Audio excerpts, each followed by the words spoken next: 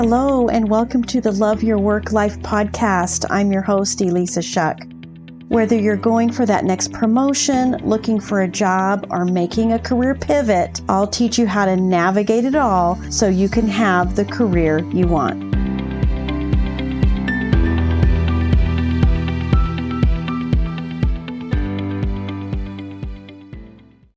This is Love Your Work Life, episode 133. Today, I want to talk to you about how to produce your best work, even if you're in a harsh or toxic environment. The reason this is important is because I know everyone listening to me right now, whenever you listen to me, that you are committed to integrity. You're committed to doing your best work. But if you're not doing it from a healthy place, you'll slip into people-pleasing, you'll have zero boundaries, and you'll find yourself overwhelmed and burned out. When I think about this, I think about a couple of different situations in my own career. I have two different and distinct times when I was in a challenging work situation, an environment that was harsh, taxing, and even to the point of seriously toxic leader. In one of those situations, I stood up for myself. I challenged the circumstances appropriately. I felt in control. I felt like I had some agency in the situation. In the other one, I was in scramble mode. Not all the time, but some of the time. Battling insecurity and trying to prove myself. And the interesting thing about being in a mode where you are trying to prove yourself all the time is we take a really big hit to our self-esteem. If we're trying to prove ourselves, and that should be providing evidence of what we can do, right? But it does not have that effect, my friends. I never felt so low as when I was in people-pleasing mode, thinking I had to prove myself instead of standing strong in my own accomplishments amidst the toxicity, amidst being ignored, gaslighted, publicly discredited even. So I want to talk about this today because I want you to be the one who stands strong. I don't want you on that roller coaster ride of feeling good, accomplished, and standing up for yourself, and then being in the depths of overwhelm and despair and trying to please someone who really can't be pleased. Let's just be real. Actually, one of the things that even inspired this episode was that I read a review of Barbra Streisand's new memoir. And one of the things the author said was that she found herself in harsh environments over and over again that would normally prevent someone from doing their best work. But she was always committed to doing her best work, even when other people were taking credit for her ideas. I know that's happening in the workplace, for sure. It might have happened to you, just like it happened to me. You might be experiencing some of the same things. It's unique to everyone, I get that. But the experience of working in a harsh environment is all too common. And you may not be able to leave. There may be things that are keeping you there for some very specific reasons. It's leveraging some skills you have. It's a team you adore. And you really love your reasons for staying. But if you're not careful, that harsh environment will wear on you. So that's why I want to talk about it today, because there are ways to overcome it. And I'm not just talking surviving it, but I'm talking about thriving in it. and producing your best work and being able to look back and say, wow, as much craziness that was going on in that situation, I remained me.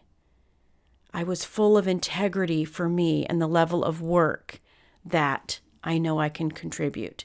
That's the thoughts I want you having about yourself when you find yourself in these environments. So I'm going to give you 3 ways that you can stay focused and do your best work. Number 1 is separate yourself. And sometimes separating yourself might even be in your own mind. It's really interesting how we can be in an environment, moving about, doing our work, and still be quite objective.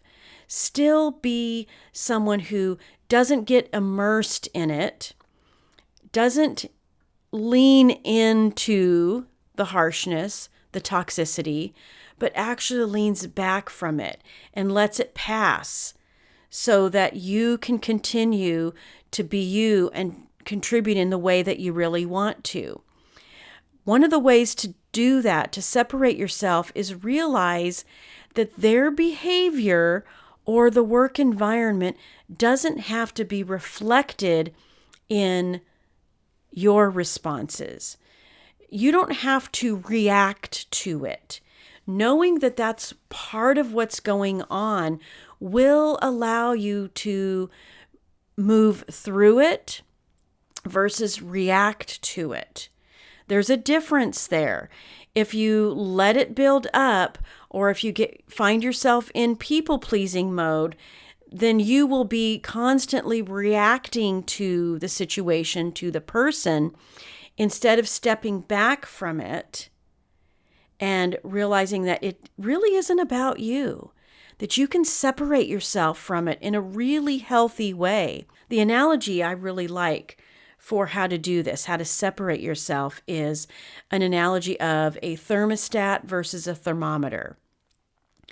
A thermometer just tells you what temperature it is, right? You can put one of those outdoor thermometers, and, if here in Arizona, yeah, they look pretty scary when they get over 100 degrees. I'm sure there's places where it gets really cold in the winter and you don't like looking out there at 3 degrees. But that's the job of a thermometer. It's just reflecting what is going on in the environment. I don't want you to be a reflector of what's going on. I want you to stand apart as someone who can influence the environment, can guide the narrative of the environment, and even elevate situations by being the thermostat. One little tweak of the dial on a thermostat, and you're changing the environment. You're influencing the environment. Even 1 degree of change can make a big difference. It's just really hot water at 211 degrees, but it's boiling water at 212. And when water boils, we get steam, we get energy, we get a whole different level from just 1 degree of change. When you look at yourself as the thermostat, you can walk away knowing that you did not succumb to the negativity, that you did your best to influence, to guide, to elevate, even if it's just a small thing. That, my friend, will make a difference for you. And I bet you know of some people who are also in the midst of that harsh environment, who your ability to be a thermostat changes their experience too. The second thing is to manage your sphere of influence. It doesn't matter if you're a leader or an individual contributor. You have a sphere of influence. People who you influence and those you allow to influence you. Remember a couple of weeks ago, I shared that Eleanor Roosevelt quote, "No one can make you feel inferior without your consent." So that means paying attention to the people you let speak into your life. Now, you may have a difficult manager who is constantly speaking into your life. That's just a fact. That's something you're going to have to deal with. But you don't have to let their harsh words and attitude seep into you and influence you. They may be part of the environment, but they don't have to be part of your sphere of influence. This might mean that you change up some of the ways that you interact with the most negative, toxic people in your workplace. Maybe that means you're emailing the vast majority of the time instead of human, face-to-face, video-to-video type conversations. Get creative. Figure out the ways that work best for you to engage with someone without letting their toxic behavior influence. Surround yourself with people who build you up. Who are the people that you can be around just because they've got great positive vibes and energy? You're not depending on them to validate you, but it's true that we all have energy. We are exchanging energy with other people all the time. You may have to separate yourself by putting your shields up around certain people so they are not influencing you, but then you can be around others where you don't have to separate yourself. You can actually allow their positivity, even people who are neutral, can help get you back to neutral after a particularly difficult conversation or interaction. Know who those people are, who you want in your sphere of influence. Not just because you influence them, but because they have a positive influence on you instead of a negative. And then lastly, acknowledge your accomplishments. This is something that I recommend on a regular basis, for sure, just because it's so helpful when you are giving yourself credit for all the amazing things you do. But when you find yourself in a harsh environment, there's probably not a whole lot of positive recognition happening. So you have to actually counterbalance that by giving yourself more recognition. And as a leader, you need to do this for your people too. Start looking for the good things that are happening in that sphere, and you will be more equipped to look for the good things that are happening in you. It's just human nature. It's so much easier to see what's going right with other people than to see what's going right with ourselves. You might have to do a Brene Brown. Talk to yourself like someone you really love, care about, and respect. Look for the good things happening around you and within you. These can be hard accomplishments. So things that have metrics, things that have results that are measurable, tangible, yes. But I also want you giving yourself credit for the soft accomplishments, the relational accomplishments. Look for those times when you were able to separate yourself from the negativity going on around you. Give yourself credit for choosing you instead of people pleasing. Give yourself credit for walking away and letting all of that stay behind you instead of dragging it along with you. There are so many ways that you can acknowledge yourself. I'm even going to put an acknowledgement worksheet in the show notes, a link where you can go get that. Sometimes when you are in an especially challenging, harsh work environment, you need to be especially intentional about finding those moments, because it's going to help you build up and maintain your mental and emotional health. It's easy to feel like a harsh work environment, a toxic workplace, a toxic person is limiting you from doing your best work, from exploring your full capacity, or expressing and expanding into everything that you see for yourself. But it doesn't have to be that way. You can still be you, to still be doing your best work, to still be productive, even engaged in your work life in a really, really positive way.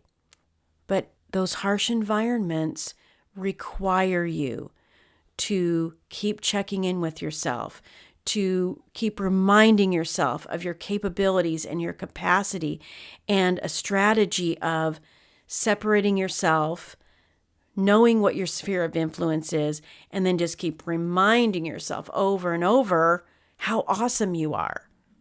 You might not get it from the people who it would be really nice to get that kind of validation from. But you can give it to yourself, and you can maintain your integrity and the level of contribution that you want to offer no matter what is going on around you. I'm an example of what's possible when it comes to that. And I'm like you. Hey, I had my times where I was wavering, where I was struggling. But getting back to these principles is a way to get back to yourself. And my goodness, it feels so good to be yourself. And listen, if you find yourself in one of those toxic or harsh environments and you know it's time to move on, then I want you to visit my website, elissashuck-careercoach.com.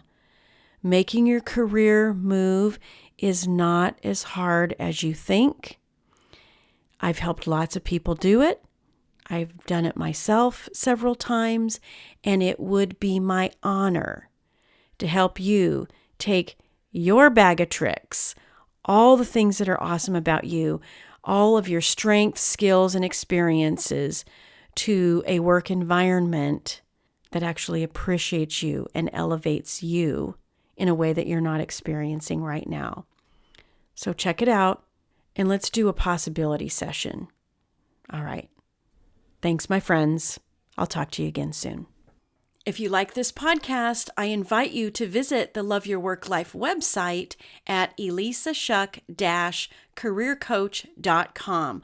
On the site, you'll find all the information you need to work with me one-on-one, as well as get access to my courses, Job Search Field Guide, and The Art of Stellar Interviews. I can't wait to help. I look forward to seeing you there.